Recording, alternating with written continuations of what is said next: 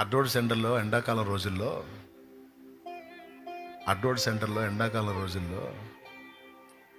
ఒక ముసలావిడ, ఎవ్వరూ లేరు, ఎవరు తెచ్చి పడేశారో తెలియదు. ఆ ప్లాట్ఫామ్ మీద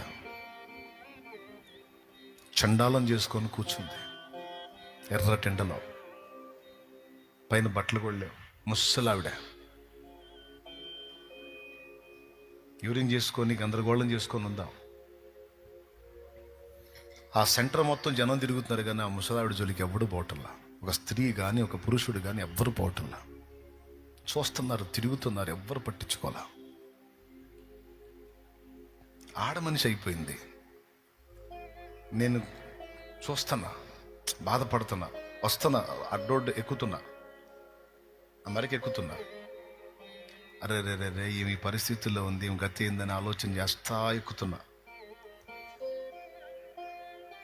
ఈలోపు ఆ రోడ్డు దాటి ఒక చెల్లి వస్తుంది. రోడ్డు దాటి ఏడు కోసం తెలుసా? మందిరానికి వస్తుంది. ఇక్కడికే వస్తుంది, మందిరానికి వస్తుంది.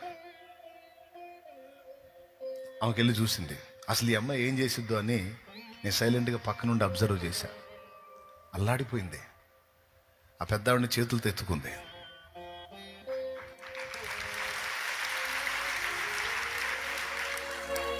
ఆమె మీద వస్త్రం కప్పింది. చాలా అశుభ్రంగా ఉందామా, పట్టుకోవడానికి కూడా మనసు రాని స్థితిలో ఉంది. కానీ అలాగే నెత్తేసింది పట్టుకొని. ఆ ఎండ నుండి ఒక పక్కగా తీసుకెళ్ళి కూర్చోబెట్టి, నీడను కూర్చోబెట్టి, ఆమె పైన బట్ట కప్పి ఆమెకు ఉపచారం చేస్తే ఏడ్చుకున్నా, నిలబడి ఏడ్చుకున్నా. ఎవరో కాదు, ఆ బిడ్డ నా ఆత్మీయ బిడ్డ అయినందుకు నా ఆనందానికి అవధులు లేవు. ఈ పని చేసిన బిడ్డ నా ఆత్మీయ బిడ్డ అయినందుకు ఎంత పులకించిపోయిందో నా మనసు. బా, థ్యాంక్ యూ లార్డ్, నీకు వందనాలు. ఇలాంటి బిడ్డను నాకు ఇచ్చినందుకు నీకు స్తోత్రం ప్రభువా. నేను మనస్ఫూర్తిగా కృతజ్ఞతలు చెల్లించాను, దేవునికి కృతజ్ఞతలు చెల్లించాను. నా బిడ్డ హృదయంలో కనికరం ఉంది ప్రభువా. నాకెందుకులే, నేను మందిరానికి వెళ్తున్నాను, మందిరం అని పరిగెత్తలేదు, కానీ ముందు అక్కడ అభాగ్యురాల్ని కనిపెట్టింది. ఎండకి మాడిపోతుంది మధ్యాహ్నం పూట, నా కళ్ళారా చూసా.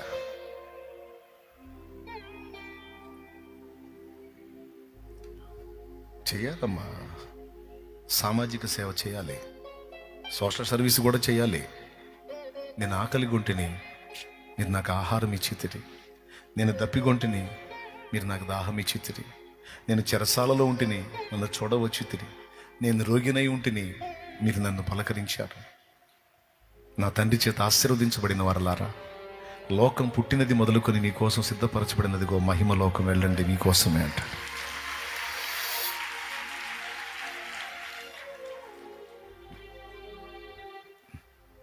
ప్రేమ లేని క్రైస్తవ్యాన్ని దేవుడు ఒప్పుకోడు, ప్రేమ లేని భక్తిని దేవుడు ఒప్పుకోడు, కనికరం లేని భక్తిని దేవుడు ఒప్పుకోడు. ఈరోజు నీకు నాకు ఇస్తున్న పిలుపదే, నా కుమారుడా, నా కుమారి, నీ ఎడల నేను ఎట్టి ప్రేమ కనపరిచానో, నీ కోసం నన్ను నేను ఎలా అర్పించుకున్నానో, నీవు కూడా నీ పొరుగువారి నిమిత్తం అవసరమైతే నీ ప్రాణం కూడా బద్దుడవై బద్దురాలవై ఉండాలి. హల్లెలూయా. దిగజారిన వేళ ఎరికో దిగిపోతిని, దిగిపోయిన వేళ దొంగలకు చిక్కి తిని. దిగజారిన వేళ ఎరికో దిగిపోతిని, దిగిపోయిన వేళ దొంగలకు చిక్కి తిని. దొంగల చేతికి చిక్కిన వేళ గాయపరచబడి తిని. గాయములను కట్టుమా సమరయుడా, గాయములను కట్టుమా సమరయుడా, నా మంచి సమరయుడా, ప్రభావ ప్రేమామయుడా, నా మంచి సమరయుడా.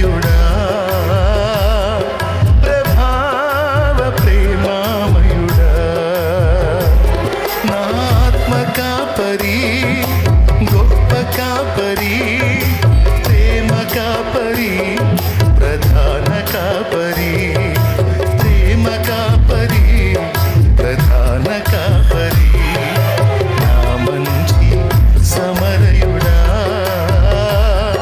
ప్రభావ ప్రేమామయుడా,